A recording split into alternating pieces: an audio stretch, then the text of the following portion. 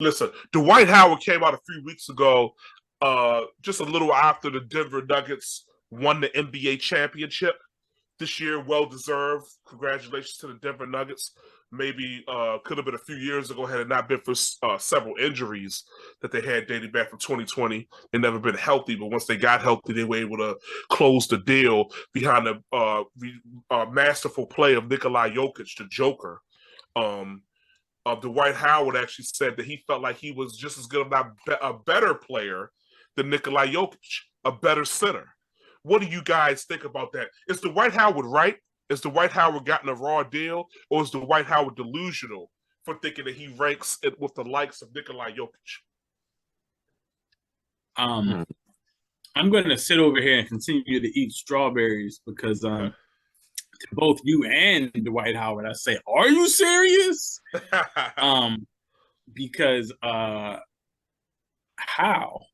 I think Dwight Howard might be a little salty right now because nobody really wants to give him a deal, especially not the kind that he's looking for at this point in his career. And it was a time when Dwight Howard was saying he was the best player like in the league, and he was like up there with Elijah and he was he was demanding that the offense go through him when he was in Orlando and in Houston. And I think that the game evolved, especially for the big man. One of the last things Kobe did, rest in peace, was he put together this brilliant expose on ESPN called The Arc. It was talking about how centers and big men were starting to dominate, not just in the paint, but from the arc down. And how the game for the big man expanded and the skill set expanded in the last 10 years. And for players like Dwight Howard, players like who's the guy I'm forgetting about who used to be really prominent when he was with the Clippers? DeAndre Jordan, maybe? DeAndre Jordan. Players like that who were really like typical old school style skill set big men. The game kind of left them behind in this era because big men begin to become stretch fives and point fives. And so I feel like that evolution left players like Dwight Howard really stagnant, and that they could only still play that traditional way and the way the game evolved. And it's not saying that kind of big man isn't still valuable, but it's not the centerpiece of a team anymore. It's not.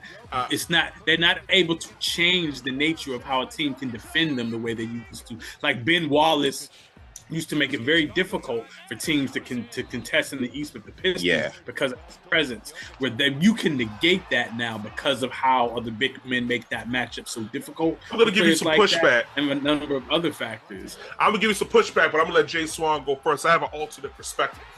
Jay Swan, what do you think about this topic? Well, like you said, are you serious? Like Dwight Howard was, I would say, he was a top 3 player in his prime, like around 2009, arguably with, Dwayne Wade, Kobe Bryant, LeBron James. Yeah, top 5 around that range. But better than Nikola Jokic, I don't know, man. Like, nah. I'm going to say that because, the center position, would you say it evolved in a way? Well, basketball evolved. Yeah, it evolved with the game. I mean, like Jokic has revolutionized the center position for this era. Like he's like a giant white European Magic Johnson. Yeah, like and just his passing ability alone. Yeah, and I think he was the only center besides Wilt Chamberlain to ever lead the league in assists. So, not to mention his ability to shoot the 3, like it's crazy. Yeah, like he could just shoot the 3. Anthony Davis was having a hard time against him. He is currently the best player right now, hands down, I think. I mean, I can make some arguments for Embiid, but listen. In 2 seconds, Kareem Ali will begin to speak. Look, I think that Dwight Howard has a point and a right to feel a way that he can compete with a Nikola Jokic. I think that a lot of times we suffer from recency bias. We just saw Nikola Jokic, the Joker, win the NBA championship. We just saw him dominate the Western Conference playoffs. So a lot of we forget what Dwight Howard was in the late 2000s. We forget that Orlando team, he dragged them into the NBA Finals. And along the way, he beat LeBron James in doing so against that Cleveland Cavalier team, who they were trying to push to get to the finals to meet against Kobe Bryant and the Los Angeles Lakers. It's not the Dwight Howard's fault. He had a bevy of shooters around him on that team. Yeah. He did. I'm not saying you have to have, but see, you have to have players. You have to have a team to win. They matched up well. It's not the Dwight Howard's fault that he ran into Kobe Bryant in the NBA Finals. It was outplayed there, but he got them there. See, the problem with sports is we often value offensive players over defensive players. We do it in every sport. I would argue that Dwight Howard is as dominant on the defensive end as Nikola Jokic is on the offensive end. Now, he's not as skilled of a basketball player. Dwight Howard is more like, he would have done better in his career if he had focused on being more of a garbage man, focusing specifically on defense, rebounds, picking up the trash where it's left off, running the floor. He can score in the post, even though it was often robotic. But in that time period, if you throw it to Dwight Howard in the post because of his athleticism, he was a threat because the defense would sink around him, which would leave a lot of his shooters open that he would be able to hit, like Hito Turkoglu and Patience Stojakovic, all those guys, Rashard Lewis. They were shooting over the smaller players that Cleveland had, and Cleveland was actually one of the best defensive teams in the NBA that year. They won like 66 games in the regular season. They weren't a bunch of bums. They just didn't match up well with Orlando. Orlando was better. But it was Dwight Howard and his play in that series and throughout that playoffs that led the Orlando Magic to the NBA Finals. And it was his play that made Orlando in a 4 or 5 year span threats in the Eastern Conference. Dwight Howard, it was a time period where if you came around him, your ability to score was lessened because of intimidations, because of his dominance on the boards, and just his mere presence in the paint and his ability to cover ground. Dwight Howard definitely has an argument.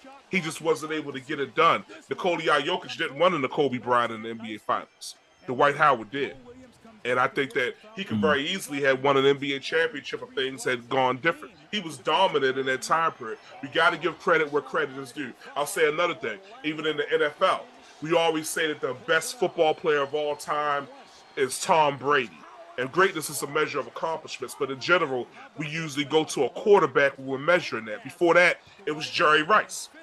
We looked at a wide receiver or offensive player. But why never Deion Sanders, who not only could play multiple positions in football, he played wide receiver and cornerback, but he was so dominant on the defensive end that people wouldn't even have a scheme to throw it to his side of the field because they were fearful.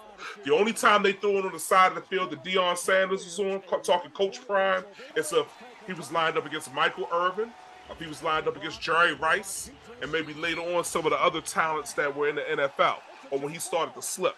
So why wouldn't Deion Sanders or Ray Lewis or Bruce Smith why wouldn't these guys be considered or have a argument to be considered Lawrence Taylor to be Reggie the greatest White football player? Exactly. They were just as dominant in what they did and specializing as the guys on offense, but we value offense because offense does what? Sell tickets. But what does defense do? Defense wins championships. That's my argument for Dwight Howard. Well, you make a strong argument about his defensive prowess. That's all he got. Now, so what the fuck else am I gonna do? that